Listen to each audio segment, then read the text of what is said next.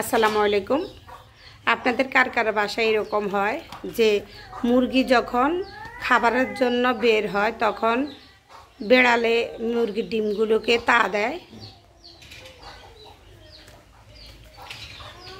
আমাদের বাসায় একজন আছে, বাইরন বাইর এ লাঠিল হাত পা বান্ধি তারপর পিঠা দিব।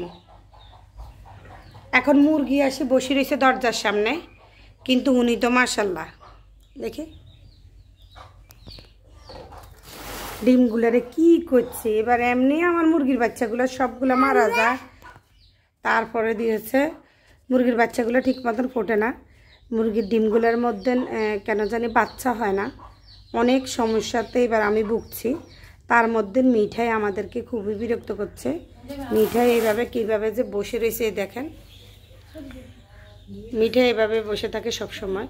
মুরগিটা বের হলে ডিমগুলো সবগুলোকে নাড়াচাড়া করে দিতেছে। এত জ্বালা দিই কী করবো কন?